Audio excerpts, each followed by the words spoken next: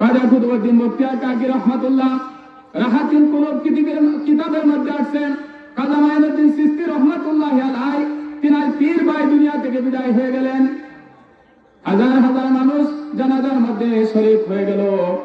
জানাজা শেষ হওয়ার পর কাজা সাহেব কাজা মাইনুদ্দিন চিশতি রহমাতুল্লাহি আলাইহি তিনি কবরের পাশে দাঁড়িয়ে রইলেন। সুবহানাল্লাহ। সকলে চলে গেলেন, তিনি দাঁড়িয়ে রইলেন।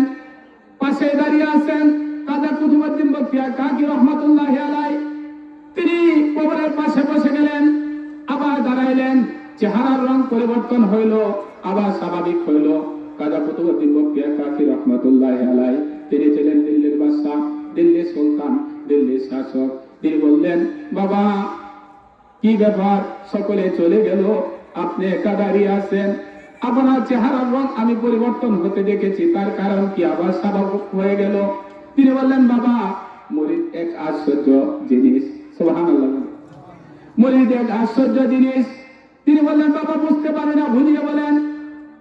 তখন কাজী মাইনুদ্দিন চিশতি রহমাতুল্লাহি আলাইহি বললেন, আমার পীর ভাই দুনিয়া থেকে বিদায় হয়ে গেলেন, হাজার হাজার মানুষ জানাজায় অংশগ্রহণ করেছেন, সকলে চলে গেল। আমি চিন্তা করলাম আমার পীর ভাই কবর জগতের মধ্যে মুনকার কি ফেরেশতা আসবে, তারা যে প্রশ্ন করবে উত্তর কি দেয় আমি দেখব। সুবহানাল্লাহ বলি। আল্লাহ ওলিদের এই ক্ষমতা আছে কিনা?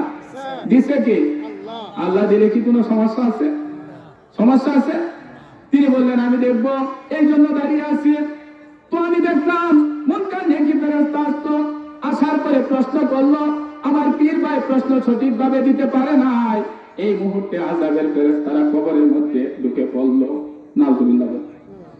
আযাবের ফেরেশতারা আসতো, যখন আযাবের ফেরেশতারা তারা গ্রেফতার করবে, এই মুহূর্তের মধ্যে আমার পীর কাজী মাইনুদ্দিন চিশতি রহমাতুল্লাহি আলাইহি, তিনার পীর ছিলেন কাজী উসমান হারুনী রহমাতুল্লাহি আলাইহি। সুবহানাল্লাহ।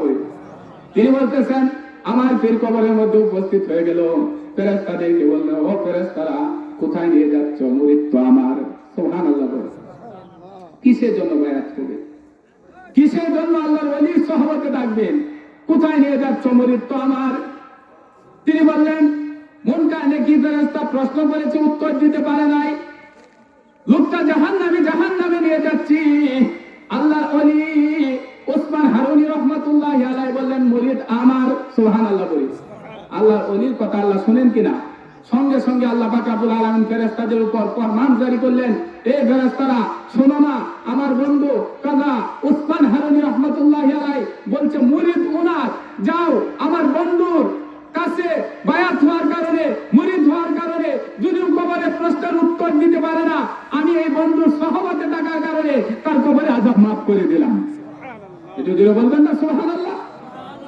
তো তিনার খলিফা ছিলেন কাজী কুতুবউদ্দিন বখতিয়ার কাকি রহমাতুল্লাহি আলাইহি। তিনি যখন দুনিয়া থেকে বিদায় হয়ে যাবেন, তখন তিনি একটা চিঠির মধ্যে লিখেছেন, আমি দুনিয়া থেকে বিদায় হয়ে যাব, আমার জানাজার নামাজ কে পড়াইবে? এই কাগজের টুকরা আমি লিখে গেলাম, খাদেমকে বলে গেলেন। বলার পর অল্প কয়েকদিনের মধ্যে দুনিয়া ছেড়ে চলে গেল। চলে যাওয়ার পর জানাজার মধ্যে যিনি দিল্লির বাদশা, দিল্লির শাসক, দিল্লির সুলতান ছিলেন, তিনি জানাজার মধ্যে লক্ষ লক্ষ মানুষের উপস্থিতি। তিনি যখন ইন্তেকাল করেছেন, জানাজার নামাজ কে পড়াইবেন? মসজিদে যিনি ইমাম, তিনি সামনে গেলেন জানাজার নামাজ পড়ানোর জন্য।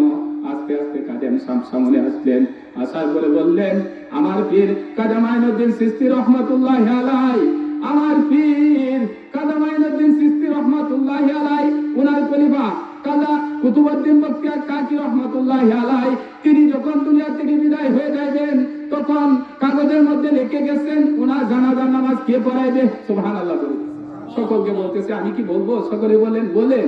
তিনি বলতেছেন, আমার পীর কাজী কুতুবউদ্দিন বখতিয়ার কাকি রহমাতুল্লাহি আলাইহি, তিনি বললেন, আমার জানাজার নামাজ ওই ব্যক্তি পড়াইবে যে জীবনে কোনোদিন ফরজ নামাজ তরক করে নাই। সুবহানাল্লাহ।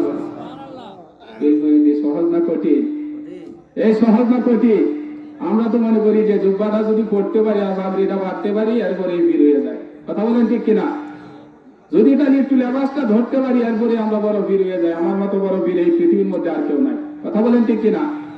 দেখেন পীরে ওসিয়ত করে গেছেন, জানাজার নামাজ কে পড়াইবেন।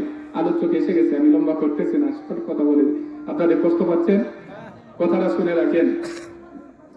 তিনি বললেন, আমার পীর কাজী কুতুবউদ্দিন বখতিয়ার কাকি রহমাতুল্লাহ বলে গেছেন, আমার জানাজার নামাজ ওই ব্যক্তি পড়াইবে যে জীবনে ফরজ নামাজ তরক করেন নাই। 2 নম্বর শর্ত, আমার জানাজার নামাজ ওই ব্যক্তি পড়াইবে যে জীবনে কোনোদিন তাহাজ্জুদ কাজা করে নাই। সুবহানাল্লাহ। 2 শর্ত বলার পরে মসজিদের ইমাম সাহেব, তেনার তো হক বেশি, কথা বলেন ঠিক কিনা, তিনি আসছিলেন জানাজা পড়াইতে, তিনি যাইতে যাইতে পিছনের কাতারে, কারণ তাহাজ্জুদের নামাজ জীবনে কতবার মিস করেছেন উনি গণনাই করতে পারতেছেন না, যেহেতু জানাজা পড়ানোর মতো ওনার মধ্যে এই রোল নাই, বিদায় তিনি পিছনে চলে গেলেন। 3 নম্বর শর্ত বলতেছেন, আমি কি বলবো? তিনি বললেন, সকলে বললেন হ্যাঁ বলেন। তিনি বললেন, আমার পীর কাজী কুতুবউদ্দিন বখতিয়ার কাকি রহমাতুল্লাহ, তিনি বলে গেলেন আমার জানাজার নামাজ ওই ব্যক্তি পড়াইবেন। 3 নম্বর শর্ত দিলেন যে জীবনে কোনোদিন বেউযু অবস্থায় ছিল না। সুবহানাল্লাহ। এই 3 শর্তের মধ্যে আমরা না যারা আছি কি পীর হবেন কিভাবে? প্রত্যেকটা বিষয়ের উপর তাকওয়া থাকতে হবে, কথা বলেন ঠিক কিনা? তো জানাজার মধ্যে কোনো লোক পাওয়া যাচ্ছিল না, কে জানাজার নামাজ পড়াবে লক্ষ লক্ষ মানুষের মধ্যে। অনেক সময় পার হয়ে গেল, আস্তে আস্তে আস্তে আস্তে একজন লোক সামনের দিকে আসতেন, তিনি হচ্ছেন কাজী কুতুবউদ্দিন বখতিয়ার কাকি রহমাতুল্লাহি আলাইহি, তিনার খলিফা শামসুত তিবরিজ রহমাতুল্লাহি আলাইহি। সুবহানাল্লাহ। তিনি ছিলেন দিল্লির বাদশা, দিল্লির সুলতান, দিল্লির শাসক। তিনি সামনের মধ্যে আসার পরে সামনে আসলেন, এরপরে বললেন, আমি দিল্লির বাদশা, আমি দিল্লির সুলতান, আমি দিল্লির শাসক।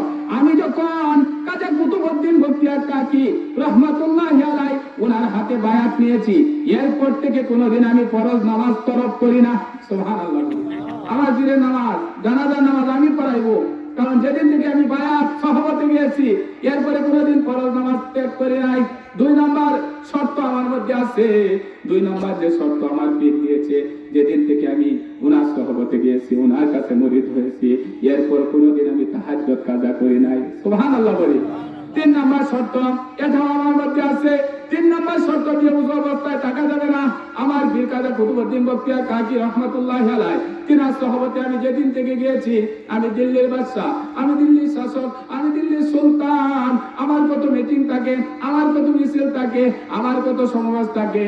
আমি যে জায়গার মধ্যে কোনো মিটিং এর মধ্যে বসেছি, কোনো সমাবেশের মধ্যে বসেছি, যদি কোনো উযু ভঙ্গের কারণের মধ্যে আমি পড়ে গেছি, আমার উযুটা ভেঙে গেছে, আগে এই মিটিংটা এখানে রেখে উযু শেষ করে এরপরে মিটিং শেষ করেছি।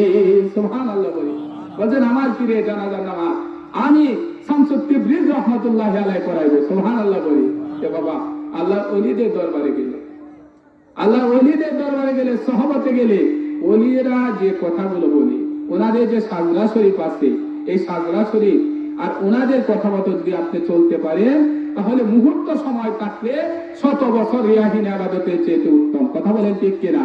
আর এই সমস্ত আল্লাহ ওলির সহবতে যারা রয়েছেন, যারা সময় দিয়েছেন, যারা ইবাদত বন্দেগী ওনাদের কথা মতন করেছেন, তিনারা দুনিয়াতে তাকিয়ায় আল্লাহর ওলি হয়েছেন। কথা বলেন ঠিক কিনা?